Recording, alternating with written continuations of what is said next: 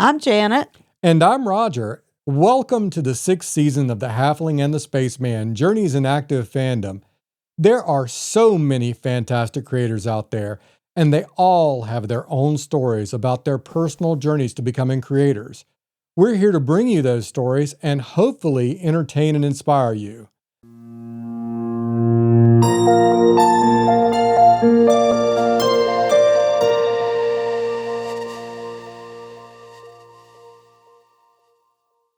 And today we're talking to Lee Roberts, or as his fans know him, the PirateMonkie. He is a voice artist, streamer, and all-around media generalist. Welcome, Lee. Ahoy, mateys! So, Lee, why don't we go ahead and get the ball rolling, and you just tell us a little bit about yourself and your background. Well, I like to dabble in a little bit of everything, from audio to video games, movies. If it's nerdy, I love it. Are you working in these various fields, or are you just a consumer because just say you love it? Unfortunately, I work in, I would love to, but, no, I work in, I guess you can call it textiles. Yeah, thermoplastics. So, I'm just a consumer, talker, avid, appreciator. And, I hope to be a vehicle for anyone who also enjoys. So, no one likes to do that stuff alone. Everything's better when it's shared. This is absolutely true. Especially pizza. Yes. Well, I think that's the thing that's wonderful about fandom in general, is that it's something to be shared, and something that, and you can have your own particular brand of fandom. One person can like Star Trek, the other person like Star Wars, and yet here you are talking about, your favorite this or that. And You missed an important star. Stargate. Yes. The triumvirate. Yes, the all-important Stargate. Yes, we're on Team Stargate here. Oh, I feel you. So, Lee, what types of fandom did you enjoy growing up? What got you into this nerdy streaming thing you do? Well, oh boy, the older I get, the further back I have to go. So, the land... in the time before history remembered. No, I used to watch, as far back as I can remember, I would watch cartoons. As far as anime goes, I think it did start with anime. So, my pop-up used to go to Woolworths and get these VHS tapes, and back even in the late 80s, early 90s, anime was still, we gotta ship it overseas, they have to take time to translate it and all that, so they were very cheesy in terms of their dubs, and there was one called Macron 1. And it was based on an anime called Go Shogun. And I used to watch the mess out of it. This was before they stopped doing, flashing lights in the anime and stuff. So, it was raucous and cheesy and fantastic. And my love it was solidified from then to Dragon Ball and Sailor Moon. And then my dad introduced me to Deep Space Nine. And suddenly I am knee-deep in Star Trek, and it was just kind of a tumbling spiral from there. Well, talking about Sailor Moon, I want to be as suave as Tuxedo Mask. Oh, yes. Tuxedo Mask was the one thing I loved, and I will forever remember it, and it's actually hilarious that it got memed, is that when he says, "My job is done here," and Sailor Moon says, "But you didn't do anything." Yeah, that's me. That's me.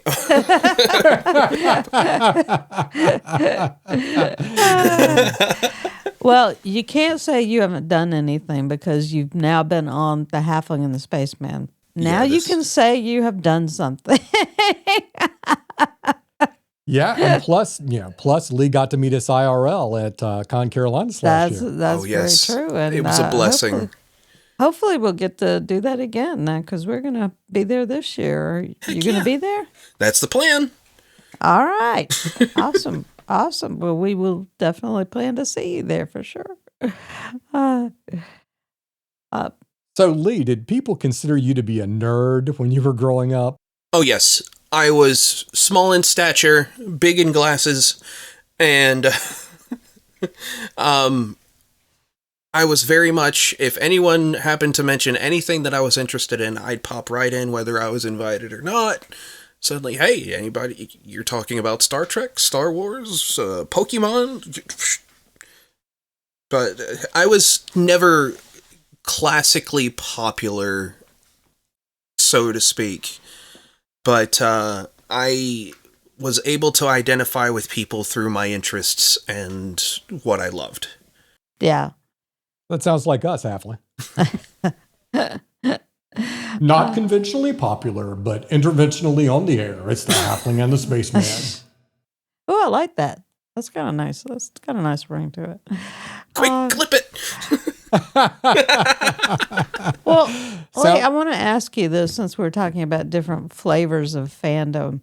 Are you a tabletop gamer at all? I've dabbled, but I'm not a regular. It's something that I would like to spend more time in because just the ability to create a diverse and dynamic narrative, I love the idea of it. Mm-hmm.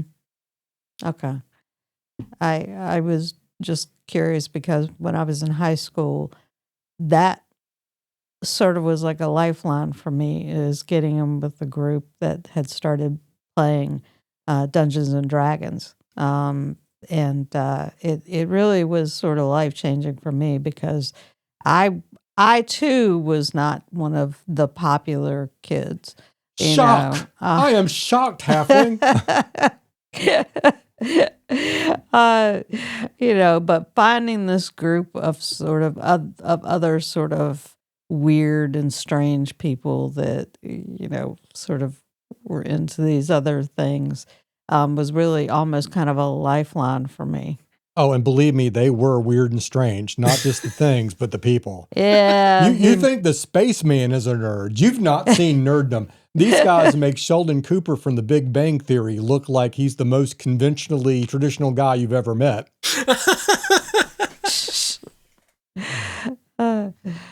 You can't talk about. Never mind. Anyway, I was able to get into D&D when I was in college. Someone introduced me to it, and we spent multiple nights slaving over a campaign that oh sweet lord, we'd be up till like 6 o'clock in the morning just going on a couple cases of Cheese Whiz and crackers, and yeah. No, it's a time I would love to get back to. Yeah, it's a shame that you live all the way in Charlotte because otherwise we could find a way to make it work. Oh me, yeah. Yeah. We could always try, doing it by Discord or Zoom or something, Fooey on Discord. Fooey on Zoom. I know. Nothing beats the in-person, interaction. I mean, that's what I've always enjoyed. Oh, yes. About. I mean, that is a big difference. We're playing a game on Discord right now with a friend of ours who lives in Pittsburgh. Oh. And it's just not. It's not the same. It's just not the same. It just doesn't hit the same high notes. So, yeah. But yeah, you take whatever you can get. Oh yeah. Anyway, so let's talk a little bit about your sort of your educational background and if that attributes to, to what you're doing now. Really, so I have, honestly, I've just got an associate's degree in multimedia, but, I've done a little bit of, interning, but, beyond that, I don't really have any, like, formal classical training.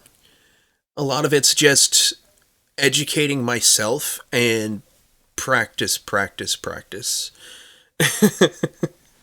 Yeah. And so I've always been if I want to find out how it works, I take it apart and look at how it's made. Mm-hmm. And that applies to my ideologies with even streaming and voice acting. That's how I've done it. And if I have questions, I reach out to people. Well, that actually brings me to another question is have you built up sort of a network of people that are resources for you? Oh, yes. And they are such lovely people. A lot of them I come across by happenstance, just being in the right place at the right time. But others, they've been connections through friends, or I've actually sent in auditions for some voice work, and so I've just kind of cultivated relationships that way. Yeah, the spaceman would eventually like to have his hand at doing some voice work. Let's go. It sounds like Glee. We need to do an audio drama. Hey, let's. Ooh, that would be cool. I love audio dramas. I was part of one. Unfortunately, it only went one season, but it was great, and I don't know if it's still up or not. I'll need to check that. We need to find a way to do a geek telenovela. Yes. Ah. It has all the angst and over-the-top madness that your traditional telenovela does, but it's all about fandom. I saw you looking at her cosplay. You think she's so hot with that cat's tail. Well, I'm going to show you something, mister. You wait until the next convention. But darling, you know my true love is only Star Trek. Well, fully on Star Trek. She was perfect, anyway. But she loved Kirk. How can a mere mortal compare with Kirk? Okay. Of course, knowing our luck, she's a Picard guy. So. Okay. All right. Trying to get us back on track here. Let's get to your moniker of the PirateMonkie. How did that come about? How did you come up with that? Oh, this is so.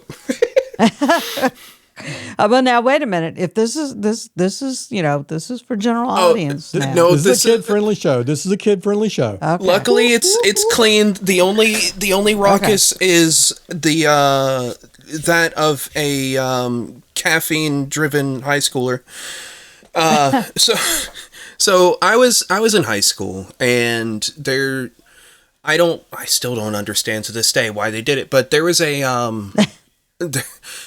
a representative from an energy drink company called Rox, which I believe no longer exists anymore. I wonder why. But it was my senior year. I had never had energy drinks before. They were never quite a thing by this point. I mean, I think Red Bull had just started getting popular. And I tried it. I liked it. My friends didn't. I drank theirs, and I was 3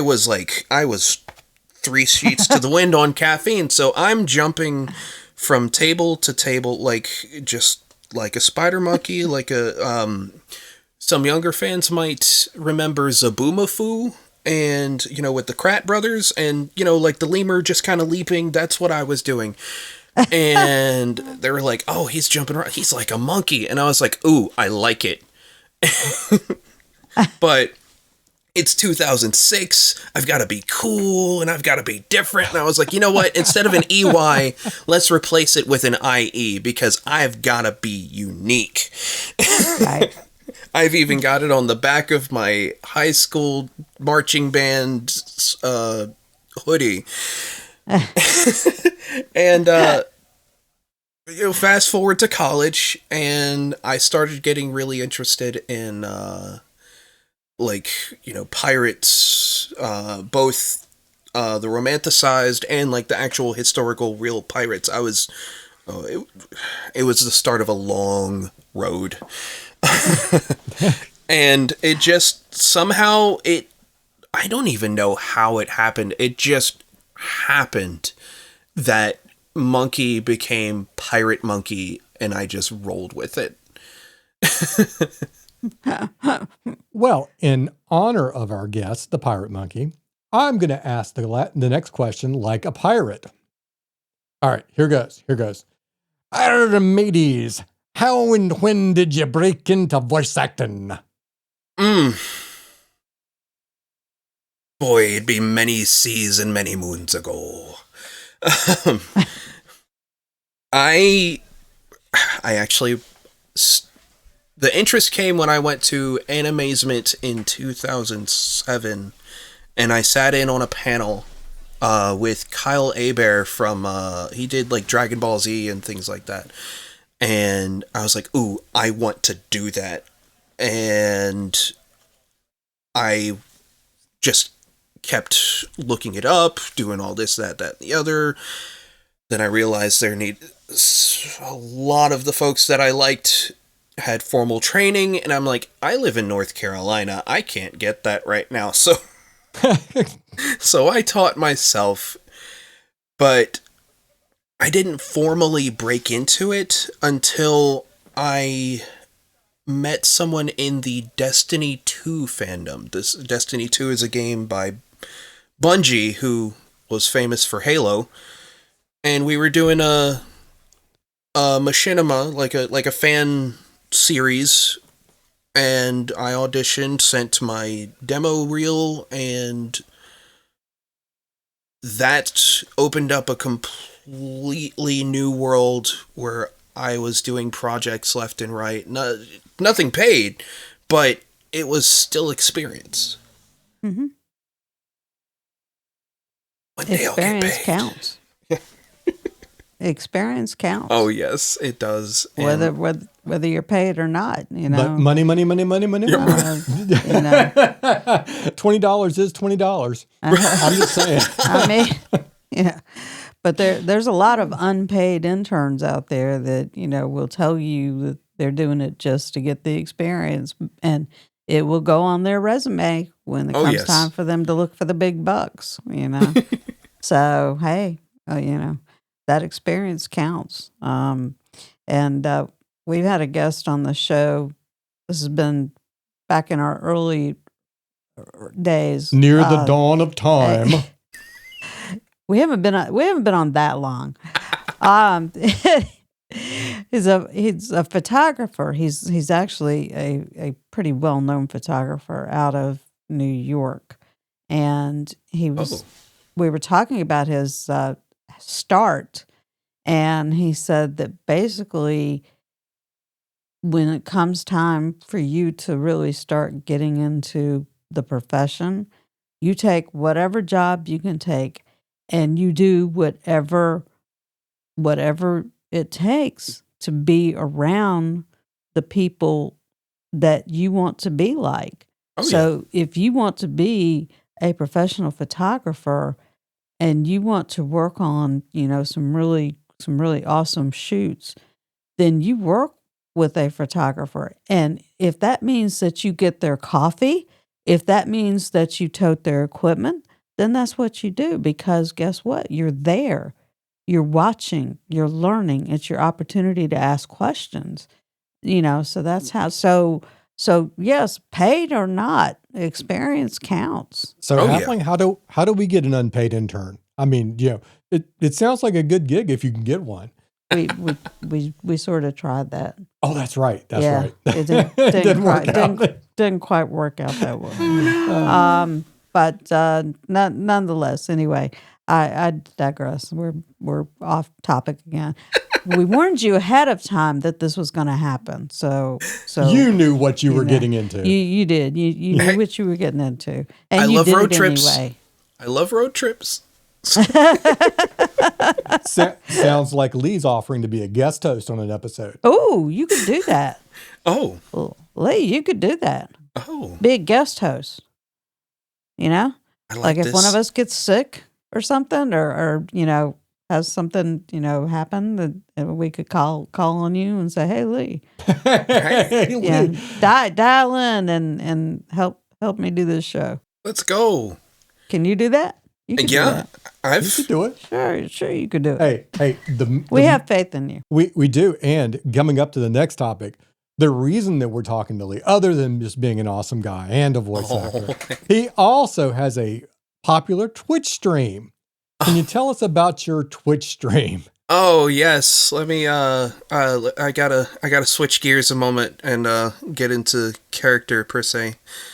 So He has multiple characters. I am the captain of the Yarcade, which is it is a variety stream where I play anything from Minecraft to Pokemon to Grand Theft Auto to I've played Destiny and Fortnite. Yeah, I've lost track of everything that I've played. But we like to chill and have a good time. We like to be able, it's just a nice place for people to just be. There's no expectation other than to, behave and act like a decent human being, but maybe in the most gremlin-y way, if that makes sense. I like that. But yeah, we like to have a good time. I like to have fun. I do it part-time, so to speak. Mm-hmm. I usually stream Thursday through Saturday evenings because the rest of the week I have to be a decent human being. But yeah, it is great. I've been I am well into my second year of doing it actively. Mm-hmm. And I've been doing it on and off for over the past 6 to 8 years. Oh, okay. So you've been at it for a while. I mean, I've dabbled, but 2023 was when I decided I would do it seriously. Mm-hmm. Mm. Well, I'm always curious about about how that works. Do you have people that like they comment on what you're doing as you're doing it, or do people like send you suggestions for things to do? I have a Discord channel where my community, where they congregate, and I do have like a suggestion, sort of like a suggestion box. But with Twitch, while I'm live streaming, we have a live chat. People can talk with each other. They can talk to me. They can redeem channel points for sounds and things of that nature. And it's just we party. Now that leads me to yet another question, or a puzzle.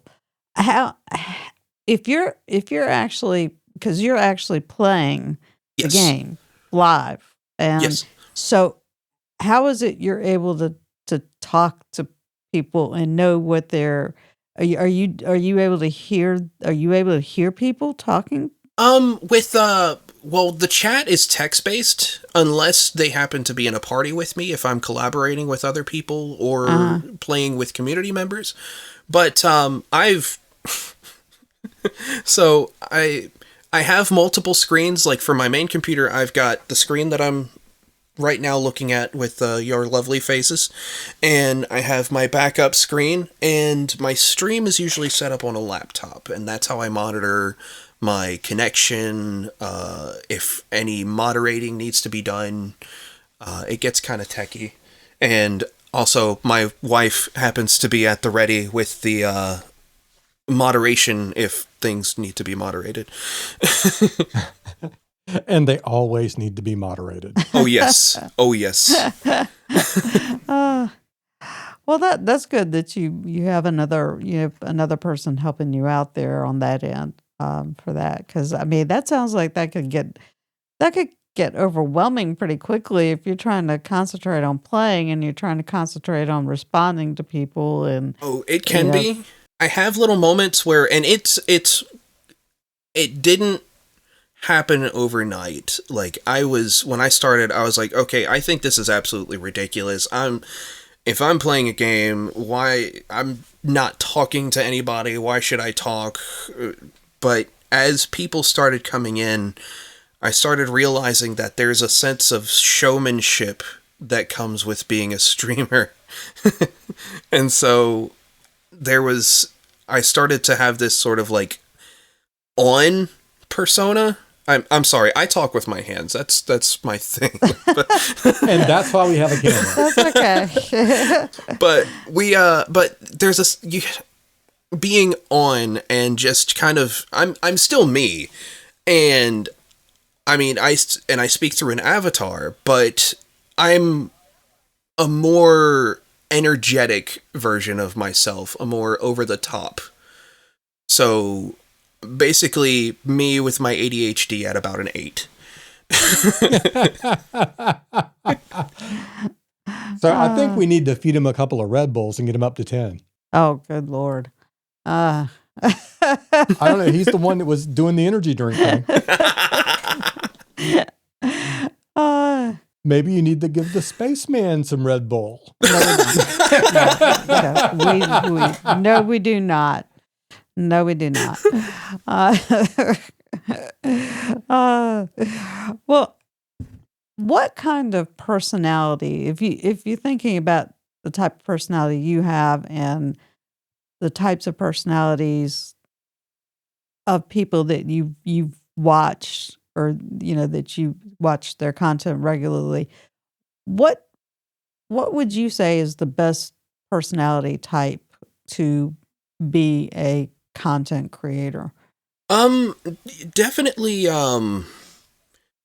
there's a certain, I mean, and really there are so many different types of content creators. There are some that are more open, some that are more reserved, but definitely there's a certain level of outgoing nature that is definitely involved. So heck, like I wouldn't have even gotten into it if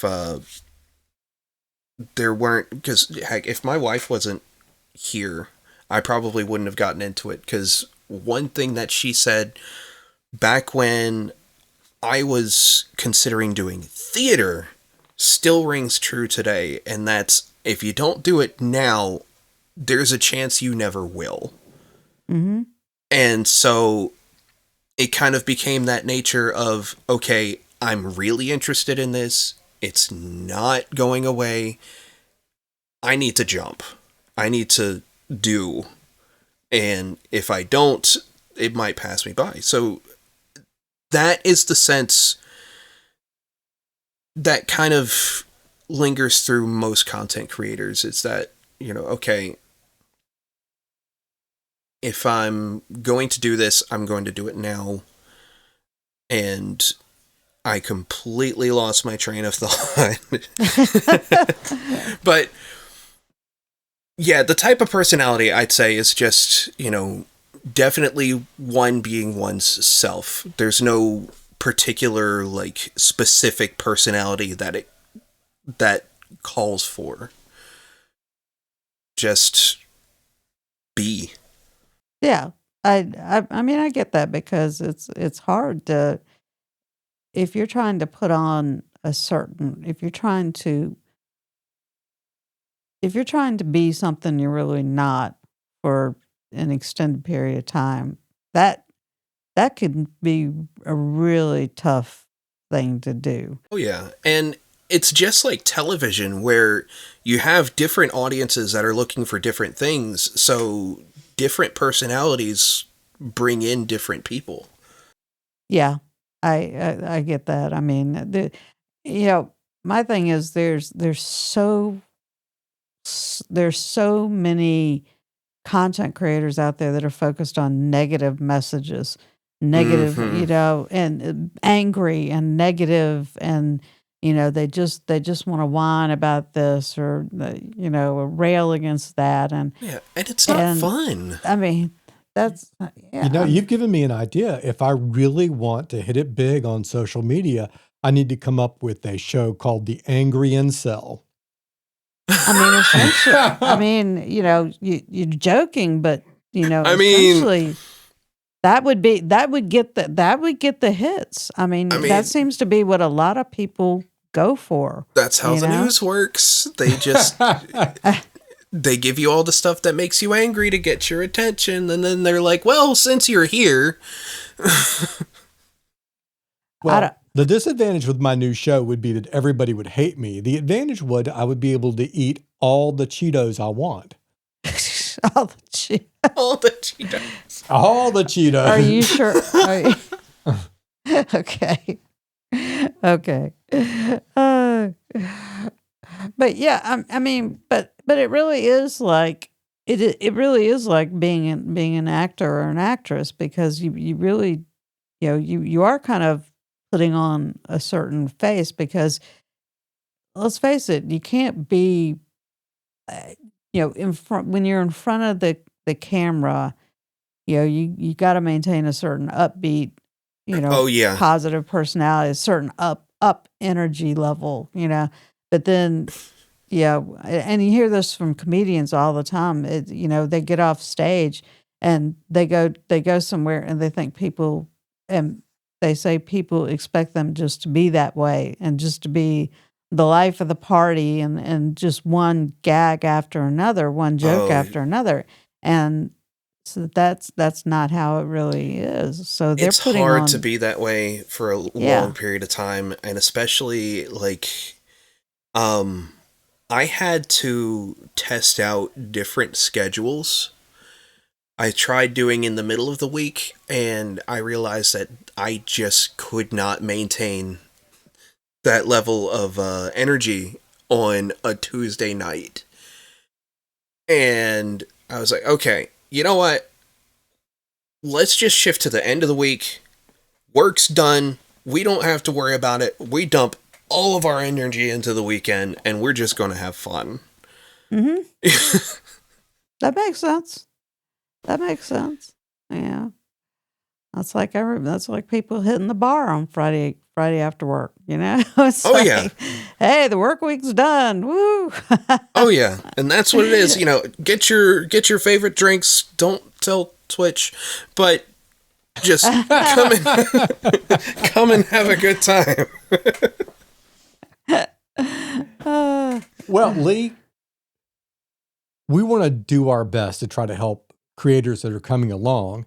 And so we try to pass on any information that we get from the people we talk to. Oh yeah. So, in that vein, what is the biggest challenge that you've had to overcome as a creator? The biggest challenge. The big one. I had to shift gears because originally I'm like, ooh, I need to keep up with all the cool stuff. I need to do this game's relevant. I need to play that, or I need to do this because all the popular streamers are doing it. But then I realized that it takes a lot of energy to try to keep up with the Joneses. And not just energy, but money. And I don't have big streamer money, so...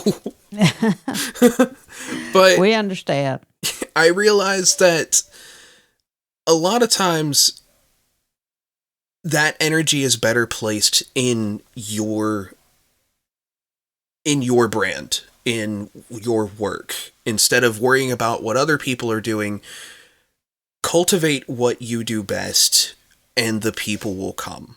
That's that's an important lesson to learn. I mean, and yes, it is a challenge for sure. um, but it's something that I think a lot of people that are thinking about getting into the business, so to speak, need to think about, because there's so many things you have to think about when you decide you want to become a content creator. Oh, yeah. Doesn't matter what kind of content you're creating, whether you're a writer, an author, podcasters like we are, streamer like you. Yeah. It's always a bunch of things to consider. Yeah. Oh, yeah. From that being the biggest challenge, what's been the biggest surprise for you so far? The audience. I went into it it was just going to be a hobby. I was picking up the pieces from my last attempts at streaming. I knew I wanted to use an avatar because I didn't want to be on camera at the time. Heck, I stream in my den. So, and I was like, I have 2 kids. No one wants to see all that mess, so I'm going to use an avatar. But I did not think that it would work out. I thought I would be streaming to an empty void, but people came, and that was the biggest surprise. And at the time, I really didn't have anything to offer. I was just me, and people stuck around. So, yeah. So what you're saying is that Lee is kin enough. Apparently.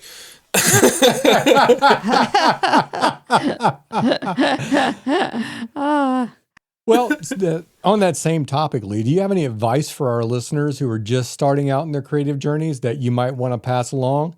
Yes. And was there something that you wish you would have known when you got started that you wish somebody would have shared with you?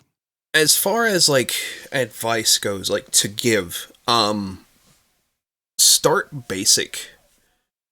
Definitely start basic. You don't have to have top-notch tech, and it's what I was told. It is what I'll keep it's what I'll keep passing on.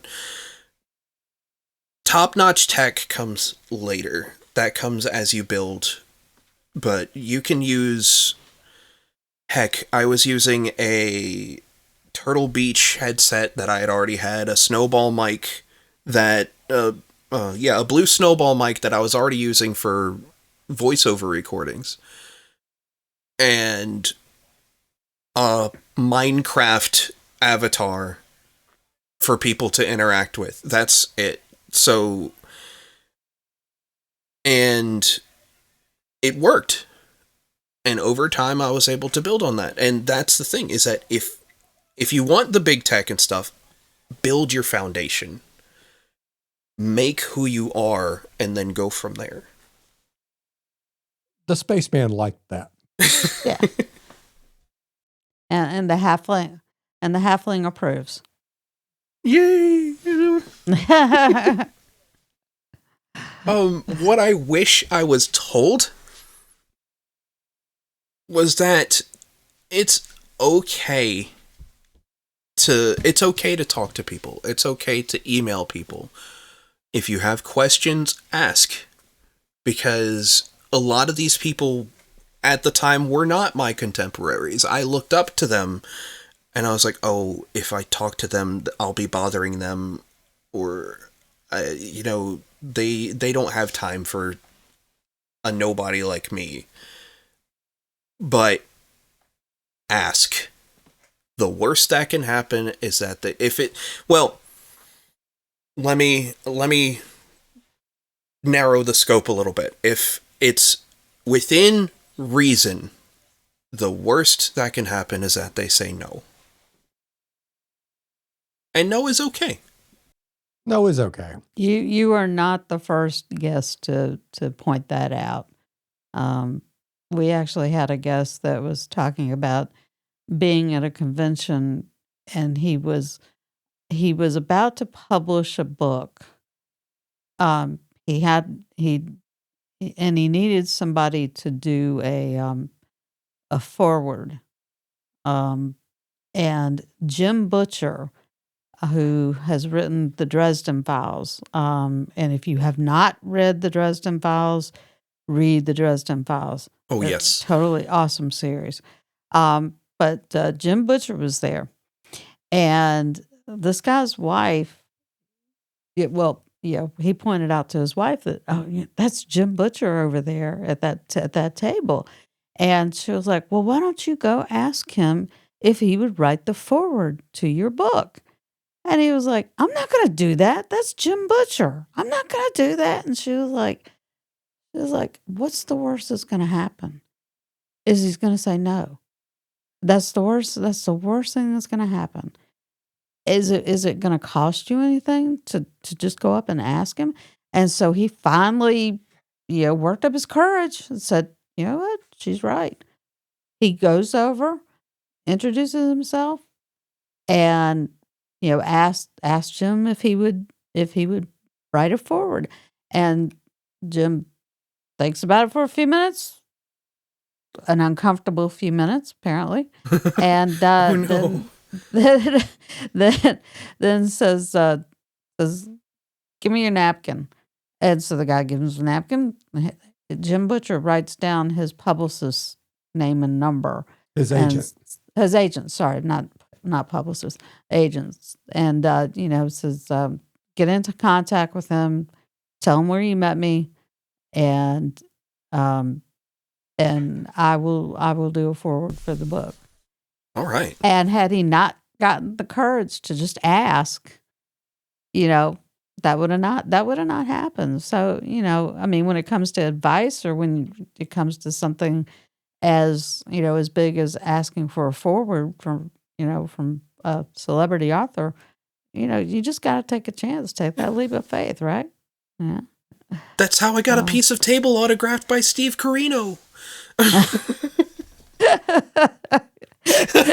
Sometimes you just gotta ask. uh, but it's true though. I mean, it's true. But anyway, speaking about conventions, we met at Con Carolinas. And a massive shout out to the and folks that run Con Carolinas. yes, a lot of fun. A lot of fun, and we were very, very happy to meet you. So, Oh, yes. how many conventions do you do a year? Maybe two. So I do Con Carolinas. I've been working on on staff for Con Carolinas, and so I kind of have to be there, but at the same time I want to be. So it's nice. But every so often, like, I'll do Congregate up in Winston-Salem.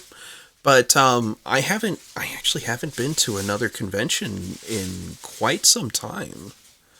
But it'd be nice. It'd be nice to branch out. I hear there's a spot open at Dragon Con if I can get there. But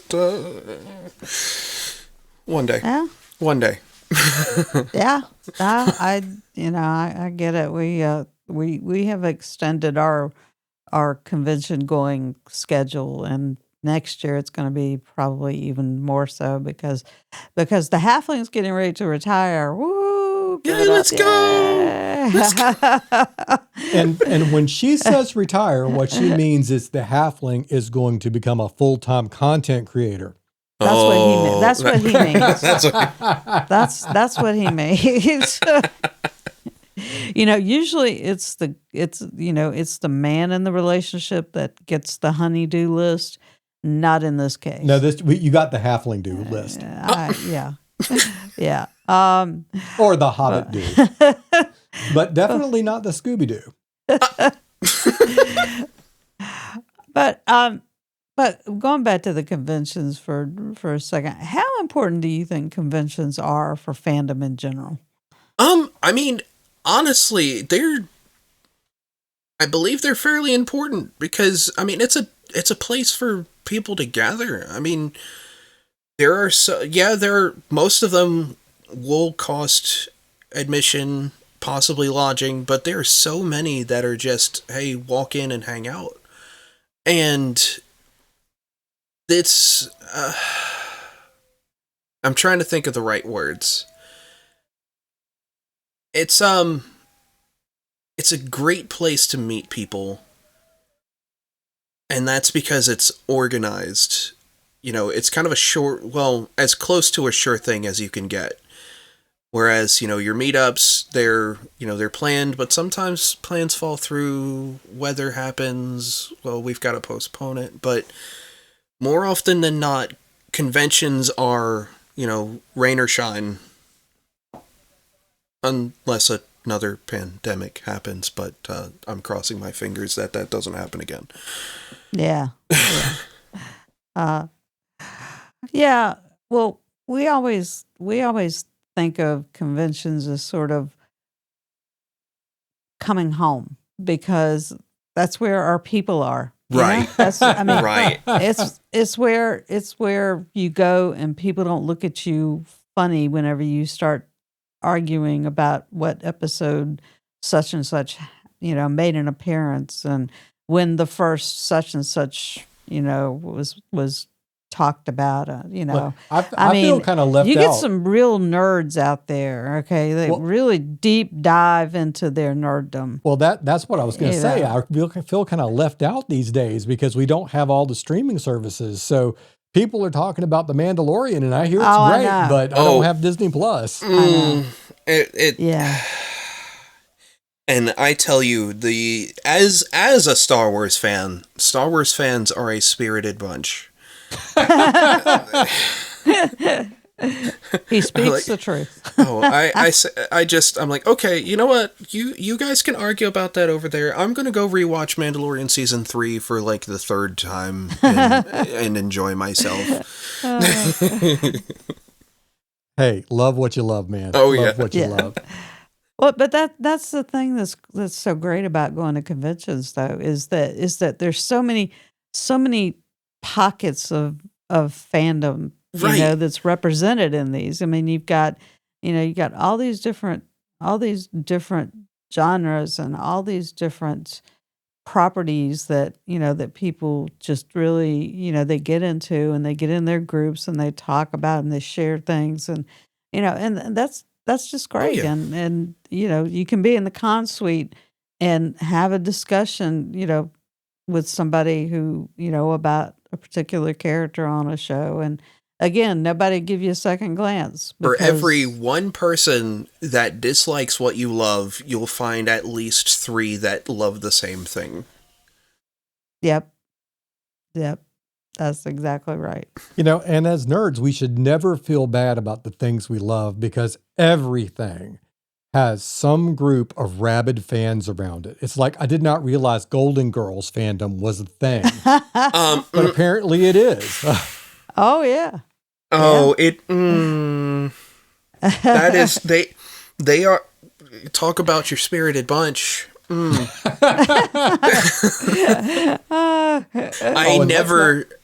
I never knew, and of all things, Golden Girls, and I'm just like, what? But hey, one of my good friends from high school is one of those people, and I mean, probably not to the level that we're talking about. But he loves him some Golden Girls. Yeah, I love Betty White as much as the next person. And I will not say no to a Golden Girls rewatch. However,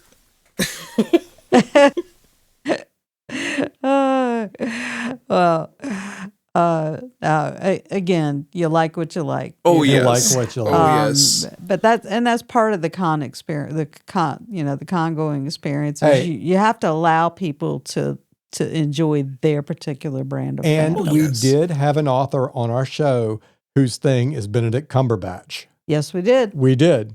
Yes, Benedict we did. Cumberbatch. I love Bumper Car Cabbage Patch. I mean, in all seriousness, he's a great actor. He is a great actor, but this is about fans who love him.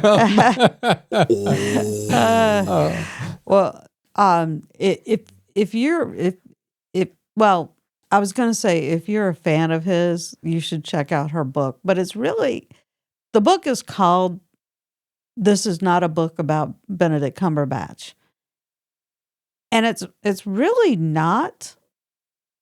in the dive into it, it's more about her.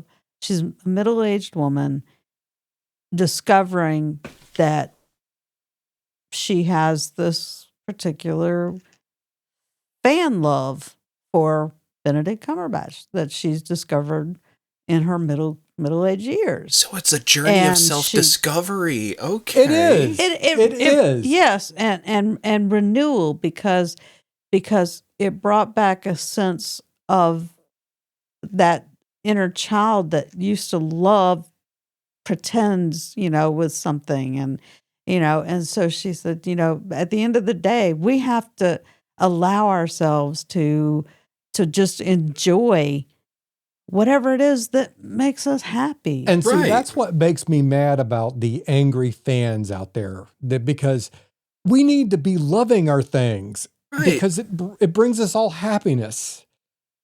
It takes more energy to dislike something, and I don't know, when you love something, it builds you up. And I don't know, once you start getting angry, then at the end of it you're tired. I don't like being tired. So, and I know a lot of other people don't either.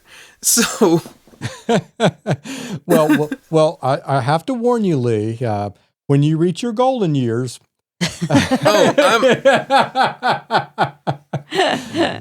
I will be 37 this year, and I'm already having discussions with my mother about, remember when you told me that things would start breaking in my 30s? Why did you have to tell me that?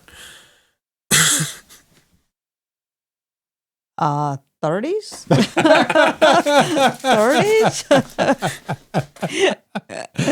All right, let's not start talking about how old the spaceman is again. I got a head start on things breaking down because I had arthritis. I was riddled with arthritis by the time I was in my 20s. So I got a head start on things breaking down. But you're not going to start breakdancing, are you? No. Okay. Never. I like to dance, but I've never gotten the breakdance bug. No. I admire people that can do that, though. I mean, that takes some serious. I did it in high school and regretted it the day after. So that was the last time. The last time. All right. Well, Lee, you've done a lot of really cool things, and you're continuing to do cool things. So, what is next for the Pirate Monkey? I'm continuing on with, definitely continuing on with Twitch. I am trying to plan for year 3, which I want to say my anniversary is in August, so I've got a little bit, but at the same time I don't. So I'm planning for PirateMonkie year 3. I'm planning to present myself better as a content creator for conventions like Con Carolinas. Mm-hmm. And hopefully start throwing some content on my YouTube, which is also PirateMonkie. I'm yeah, that's as creative as I get with my names. I don't know. I find PirateMonkie to be an incredibly creative name. I like consistency. Yeah, well, and the hat, the tricorn hat really does the thing. Oh yeah. Oh yes. Yeah. That's a very cool look. Yes. I love this hat, and actually, she needs a bit of a spruce up, so that's another project. Well, okay, and just to add to that, what about your voice acting? Yeah, let's hear more about that.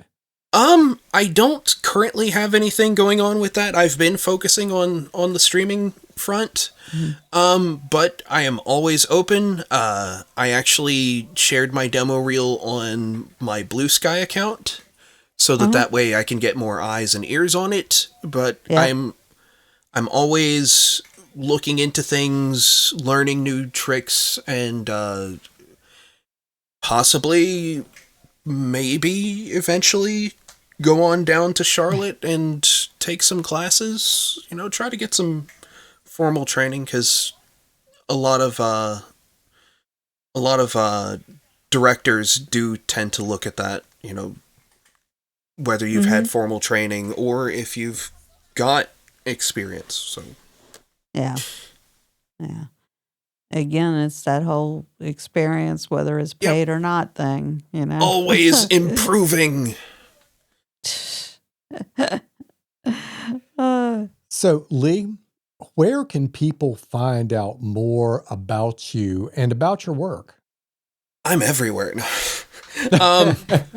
So if you type in PirateMonkie, one word, with an IE instead of an EY, you could find me on YouTube, Twitch, I